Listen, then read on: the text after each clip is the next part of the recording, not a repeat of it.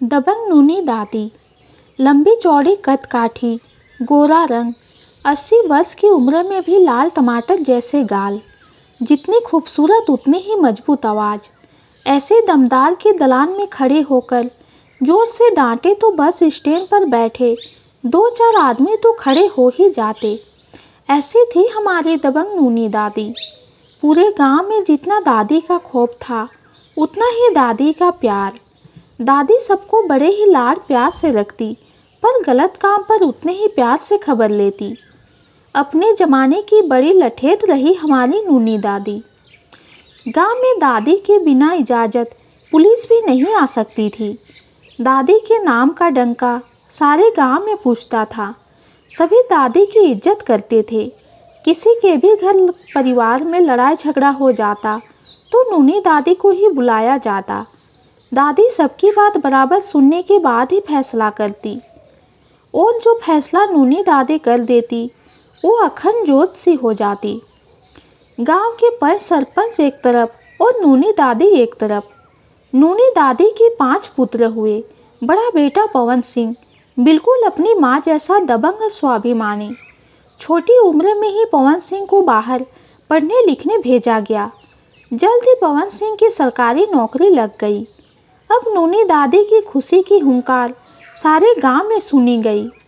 दादी ने पूरे गांव में मोतीचूर के लड्डू बंटवाए और जिसने जो मांग की पूरी की गई। उसी गांव में एक जग्गिया बाबा भी था। एक दिन वो नूनी दादी के पास गया और बोला, दादी राम राम। दादी भी बड़े प्यार से बोली, राम राम भाई राम राम, जीवंदा रह। दादी हरियाणी की रही, बोली, के बात जग्गिया, आज राम राम करके बैठ क्यों कर गया? जग्गिया बाबा, के बताऊं दादी। दादी समझ गई, सोचने लगी, दाल में कुछ काला से। बोली, रहन दे, मत बता, फिर आ जाइए। जग्गिया बाबा ने सोचा, जो अब बिन बताए चला गया तो दादी फिर ना मिलेगी। जग्गिया बाबा, दादी तेरे पाँव दबा दूं? नूनी दादी, रहन दे, मैं के बूढ़ी थोड़ी सू, पर आज मेरे पाँव दबाने का कारण कैसे? बिना कारण तो तू किसी का गला भी ना दबावे। जग्गिया बाबा हंसते हुए, नाना दादी, वो बस एक बोरी चीनी की चाहिए थी। नूनी दादी, अच्छा तो यह बात से। दादी बड़ी मजाकिया रही, भाई एक बोरी चीनी में के ब्याह करवाएगा? ठीक से ले जा, पर टेम पे दे दिए। अगर मैं मर गई तो या एक बोरी चीनी की मेरे पवन को दे दिए। अब जा, ले जा। नूनी दादी आटे के हलवे की बड़ी शौकीन रही। बड़ी वाली डेगची में हलवा बनाती और जब खाती तो बाबा को बहुत याद करती। कई बार अपनी पोती नीमा से कहती, नीमा, हलवा तो तेरे बाबा बनवाया करते थे और हम साथ खाया करते थे। तेरे बाबा तो डेगची में ही खाते थे हलवा। हंसकर कहती, मुझे भी अपने साथ खिलाते थे। नीमा, तेरे बाबा बहुत अच्छे थे। कहते कहते दादी की आंखों से आंसू छलक गए और मन ही मन बाबा की याद में खो गई। एक दिन किसी की शिकायत पर गांव में पुलिस आ गई। दरोगा जी नए आए थे, वरना दादी के बिना इजाज़त पुलिस गांव में हो ही नहीं सकता। किसी ने खबर दी, अवैध शराब छुड़ाने का मामला था। गांव के जाने माने व्यक्ति, सारा गांव उन्हें चाचा चाचा कहता। नाम था राम सिंह। गांव में चाचा राम के नाम से जाने जाते होने को दादी के दूर के परिवार में ही थे। अब चाचा राम को पुलिस अपने साथ ले जाने लगी। इतने में ही दादी नूनी हाथ में लाठी लिए मौके पर पहुंची। सारी कथा दादी को बताई गई। दादी ने भी सभी की बातें सुनी। तमाम कहानी सुनने के पश्चात दादी बोली, दरोगा जी, राम ने मैं बरसों से जानू हूँ।